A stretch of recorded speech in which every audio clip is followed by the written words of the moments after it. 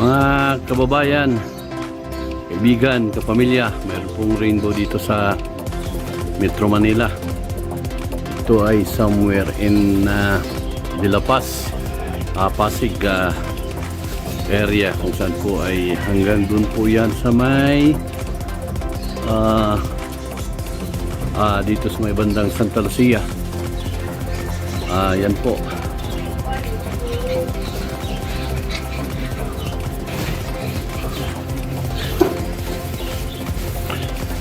Paminsan-minsan lang ito, mga kaibigan, kapamilya, kapuso.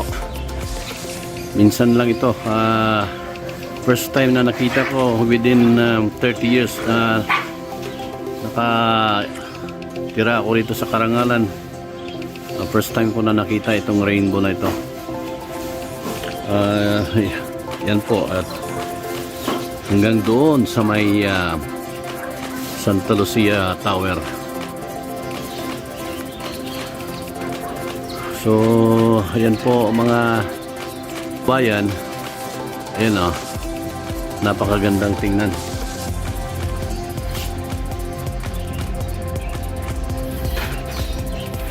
At kung nakikita po ninyo, yan po ang Ortigas Pasig. Kung nakikita po ninyo, marami pong mga building. At doon po naman sa kabila ay yan po ang Libes, Quezon City. At ito naman po sa kanan, yan po yung Santa Lucia East Mall. Ito ay part na ito ng Cainta, Rizal. Yan po. Kung nakikita po ninyo yung tower na yan, yan yung Santa Lucia Tower. Gaya ng nasabi ko, within 30 years na nakatira ako rito sa Karangalan, Pasig, sa may De La Paz area, ay first time ko nakita itong rainbow na ito. At napakagandang tingnan.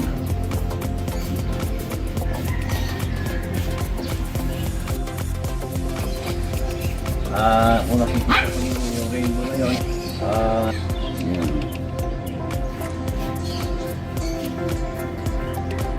ayan mga kababayan, first time ko nakita itong rainbow na ito. Ayan po, from Santa Lucia East Mall going to De La Paz. At napakagandang tingnan. So within 30 years ko na nakatira rito, first time ko na nakita ito. Na napakaganda. So ito ngayon, dahil nga lumalabas ito, dahil nga makulimlim sa oras na ito, around 8 o'clock in the morning. At na kita ko na siyang nawawala siguro ilang minuto na lang yan at mawawala na. So yun ka ng video and picture para lang meron akong remembrance na nakita ko siya sa 30 years ko na pagtira rito sa Karangalan, Pasig.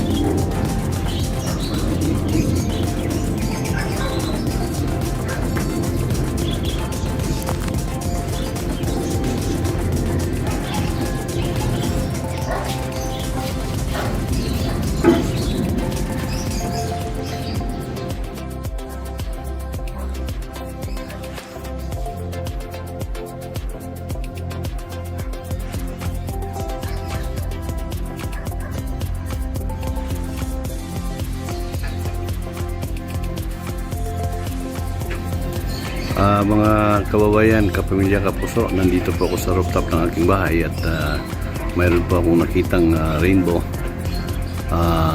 Ayan pong makulay na bahaghari kaya ngayon dyan sa aking harapan.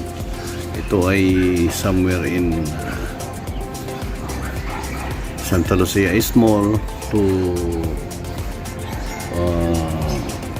De La Paz area, Pasig. Santa Lucia East Mall, mga kababayan, ayan po ay part ng Cainta. At ito po yung sa kanan natin na kung napapansin po ninyo, yan ay part na ng Pasig.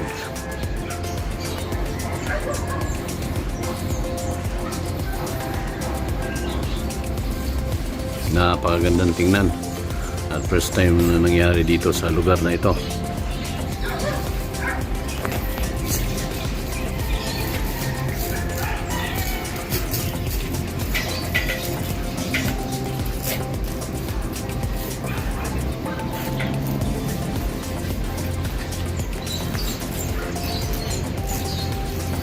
Ayan mga kaibigan, kapamilya, unti-unti na pong nawawala ang bahaghari.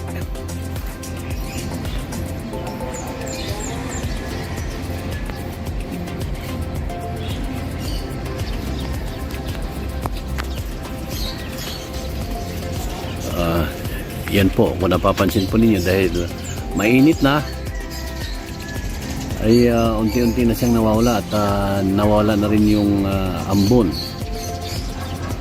Ayan po, ang kalagitnaan po mga kababayan, pamilya, kapuso ay nawawala na po dahil nga sumikat na yung haring araw at siguro ay natatalo na siya ng init.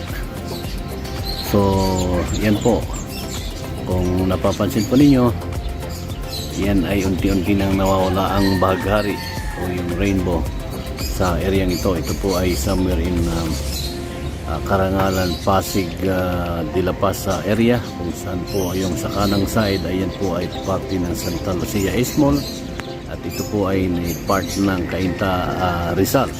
So yan po mga kawain, kung napapansin po ninyo yung sa kaliwa natin ay unti-unti nang nawawala at ito po yung sa gitna ay nawala na at tutukan na lamang natin yung sa may Santa Lucia East Mall kung saan po ay unti-unti na siyang nawawala.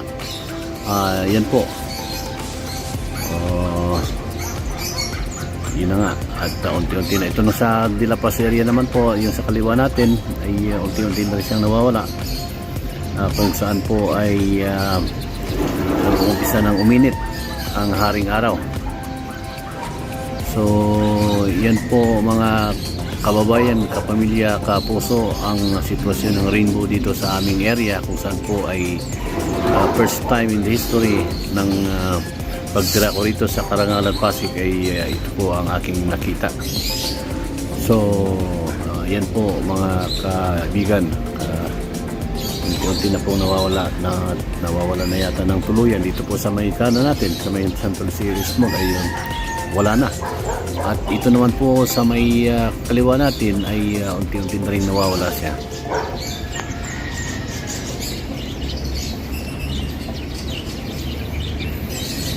So yan mga kaibigan, kapamilya, kapuso, kabarangay, at tuluyan na pong nawala yung rainbow na kanina ay napakagandang tingnan.